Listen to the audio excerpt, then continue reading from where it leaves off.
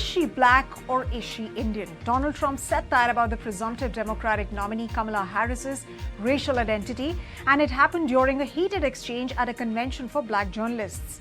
Meanwhile, Ms. Harris said that Trump's remarks were the same old show of divisiveness and disrespect. In fact, anybody who's watched previous US presidential campaigns knows this is Donald Trump being consistent with rabid attacks and divisive rhetoric.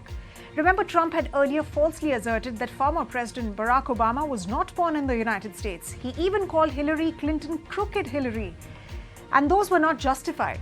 However, the optics of his attack this time are quite stark. It's a white man questioning how much a black woman truly belongs to a black America, which in particular is provocative.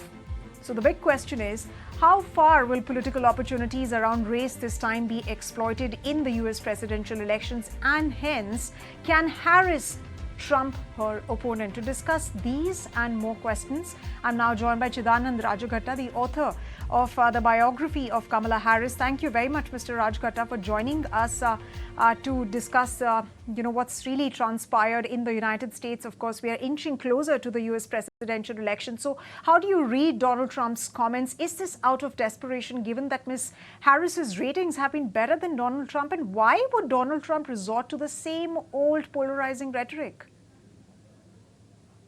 Well, this is true to form, and it's ramped up, I'd say, 5x or 10x. And you're right. The reason is fairly clear. I think he's been surprised by this, what I think many Republicans see as an ambush. They thought they were going to be fighting Joe Biden. They were ahead in the race, and then Kamala Harris jumps in and replaces Biden on the Democratic ticket. And not just that, all the initial polls show that she's doing surprisingly well. Nobody actually anticipated this. And not after, he survived an assassination attempt, which actually gave him a bump initially for the first 48 hours. But, 10 days on nearly, it seems a lifetime away, and it's actually rapidly fading from public memory. And I think you're right. This is born out of desperation. He's always, used this racist playbook. But now, the contrast, like you said, faced with a black-brown woman is all the more stark. And so he's ramped it up. And by his own admission, he said he wanted to be a nice person. And that feeling lasted for about 8 hours. And he's gone completely nuts now. I mean, absolutely stark, raving nuts. It was not just the Chicago meeting yesterday with the Black Journalists Association, but later in the evening, he went to Pennsylvania, where he went completely ballistic. So yeah, this is going to go downhill from here on. It's embarrassing for the United States. Right. So you say, Mr. Rajaghatta, that this is going to go downhill from here. And of course, we'll discuss the other aspects of what he said and what do these really mean for the US presidential election outcome. But if you had to advise Donald Trump right after his assassination attempt, when the ratings were seemingly favoring him, what would your advice be? He listens to nobody's advice. He's his own man, so I won't, be so presumptuous. But look, the fact is, after the assassination attempt, I think his own inner circle said he now has to, use that opportunity and rise above the partisan rhetoric that he's essayed for so long. And for a brief few hours, actually that evening, the next day when he went to the Republican National Convention and gave his acceptance speech, he even began in a very sort of, statesman-like tone. The script was written for him to rise above partisanship and be statesman-like. The occasion was perfect. He started off, and then his natural self took over, I guess. Midway through the speech, he just abandoned the script, started babbling. It was a 90-minute address, which went on till midnight. His grandkids fell asleep right there. And he just went, true to form. Look, here's the bottom line.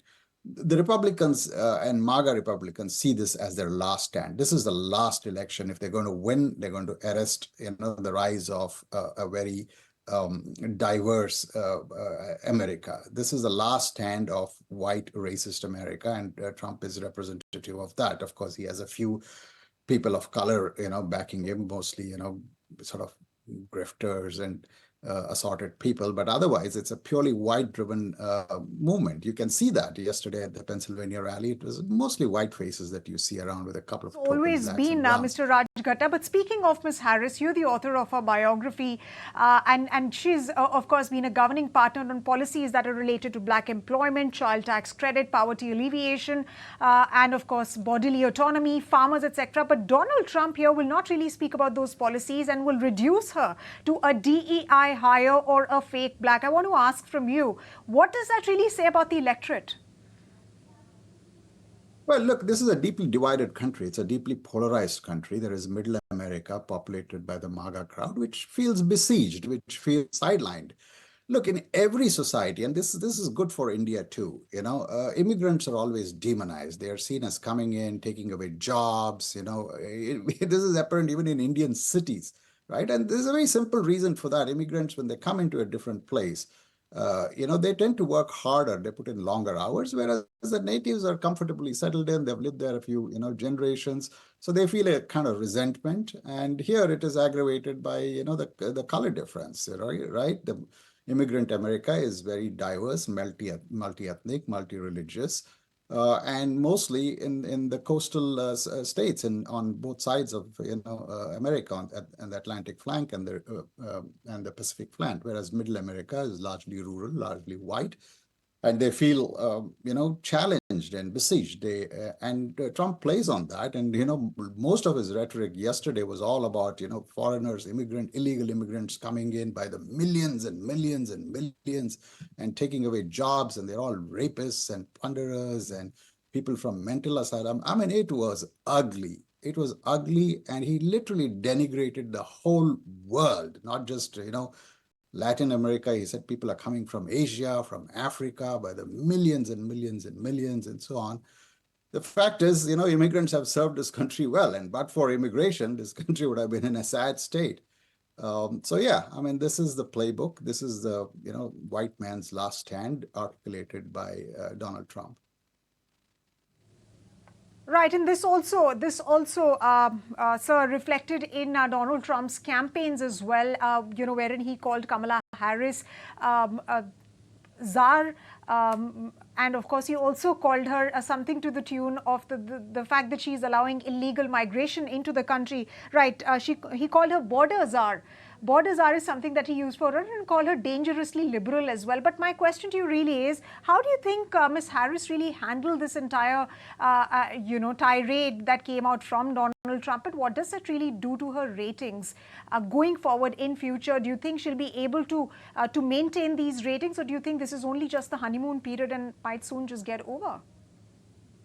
It's hard to say because there's still 95 days to go, and he's going to attack her relentlessly. Last evening, she tried to stay above it, I think. In fact, at the precise moment he was in Pennsylvania, challenging, her identity, saying she's not black. I mean, he was implying that she's not black simply to cause, division among the black community, which is sort of 90% Democratic and probably 95%, voting for Harris.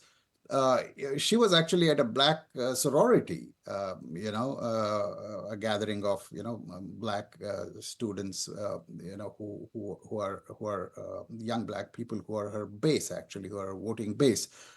And I mean, at least that, as I read it yesterday, she's trying to stay above it, not getting into answering questions about her identity, because she's fairly clear. She's identified herself as a black person for God knows how long, and while at the same time acknowledging her Indian heritage. So yesterday you had a lot of Trump supporters posting photos of her, with her grandparents dressed in a sari and with an Indian clothes, and making dosas and saying, "Look, she's Indian." I mean, she's never disowned her Indian heritage which she's got from a mother side. Right. The fact is, Trump people cannot. Right, Mr. Raj Ghatta, you're right about that, but we're running out of time, so I have to ask you this one final question before we wrap up this show. The question is, this sort of polarizing pitch, what do you think it'll do to the campaigns of both Donald Trump and Kamala Harris? And do you think the voter has changed from the previous times when Donald Trump would be cheered for his abusive and divisive rhetoric? No, I mean, it's getting even louder cheers from what I heard in Pennsylvania yesterday. Look, this will go downhill. I mean, it's sad, and I feel terrible for the United States, but this is poised to go downhill. I don't see, and one person is taking it downhill. You know who that is. And I really fear for this country because Trump has laid down the bottom line. On November 5, election day, any result that does not declare him a winner is something he's not going to recognize because Trump and his MAGA crowd will simply say they were cheated, there were election fraud, and so on, none of which was true in 2020, right? So the bottom line is laid out, and I really, really fear for the United States on November 5 and the days after that. Unless Trump wins by a resounding margin, which doesn't seem, on the cards right now. At least the polls are not showing that. So yeah, I mean, it's going to be a really fraught few weeks till November 5, and probably worse after that. Right, Mr. Rajkata, thank you very much on that note for sharing your perspectives. We'll have to see how this battle really plays out. You're saying that this is only going to get uglier from here, given the past record of Mr. Trump we've seen with Hillary Clinton and, of course, with Mr. Obama as well. On that note, once again, thanks very much for joining us this evening on ET Now. If you like this video, then like, share and subscribe to ET Now.